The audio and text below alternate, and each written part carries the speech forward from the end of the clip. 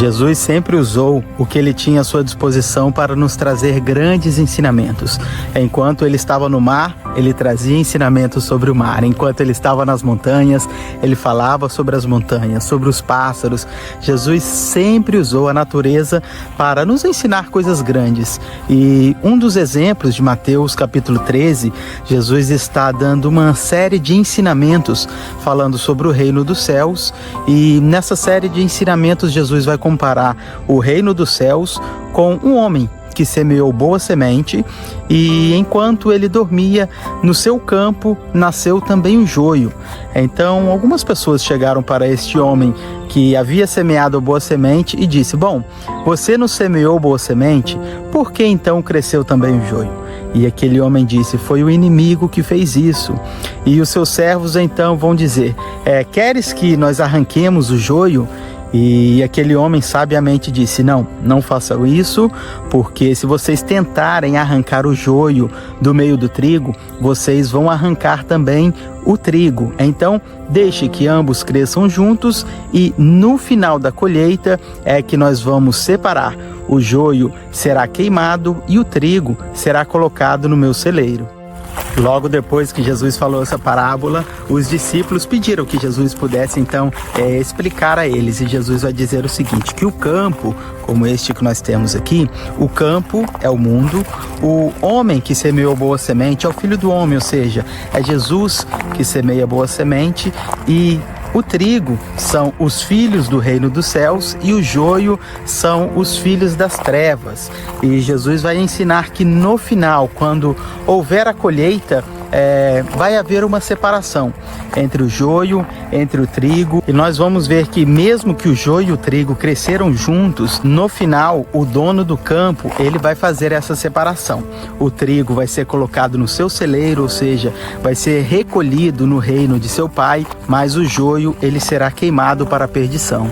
Talvez você esteja se perguntando, mas cadê o trigo? Cadê o joio? Eu sei, aqui já aconteceu a colheita e eu vou te explicar. Esse aqui é um lugar onde eu saio sempre para correr, para caminhar e tirar um momento também de meditação. E já de algum tempo eu vi quando esse campo foi semeado, eu vi quando aqui o trigo ele estava ainda verde. Inclusive eu vou deixar aqui o vídeo para vocês acompanharem. E alguns dias atrás eu passei e já estava bem maduro o trigo. Eu disse, então vou fazer um vídeo, vou gravar, vou mostrar para os nossos amigos do Caminhando com a Bíblia.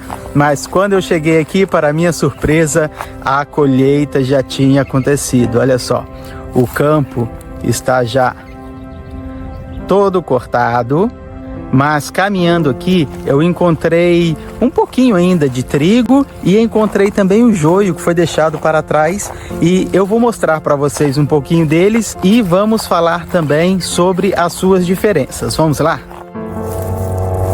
Bom, pessoal, eu ainda tive a sorte de ir caminhando aqui nesse campo.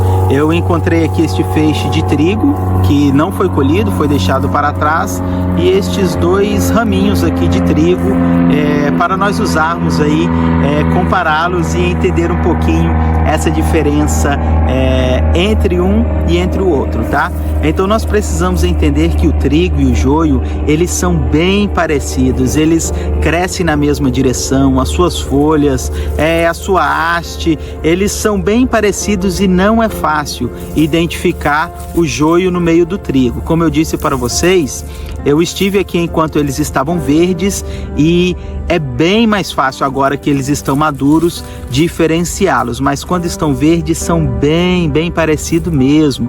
Somente então no momento da colheita é que nós conseguimos aí identificar. E é por isso que Jesus, em Mateus capítulo 13, ele vai dizer ali na sua parábola, quando os servos daquele homem do campo, ele pergunta se aquele homem queria que eles colhessem, que eles arrancassem o joio, e ele diz, não, deixa que ambos cresçam juntos, porque no momento da colheita é sim que nós vamos identificá-los melhor e nós vamos arrancá-los, mas deixe por enquanto que eles cresçam juntos. E pelo fato de eles parecerem tanto, em alguns lugares, inclusive o joio, ele é conhecido como falso trigo. Olha que interessante.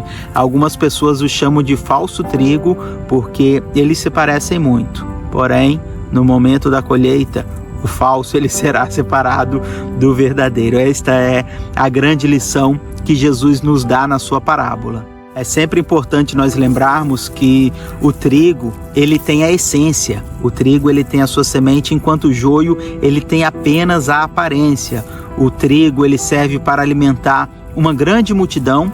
Ele sempre foi usado aí como alimento durante muitas gerações, enquanto o joio, até hoje não se sabe a sua utilidade, apenas para estragar o trigo.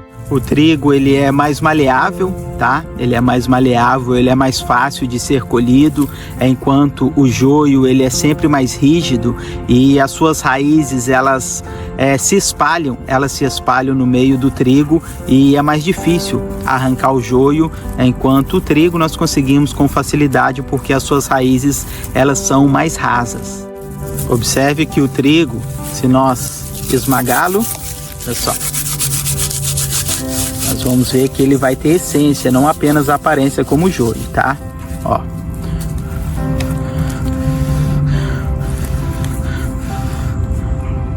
Aqui estão as sementes do trigo, e são essas pequenas sementes que daqui pode alimentar muitas pessoas, tá bom? Grande abraço, Deus abençoe a tua vida. Lembre sempre, o Senhor quer que nós sejamos trigo no seu reino e não joio. Vamos fugir do joio e vamos ser mais trigo. Grande abraço.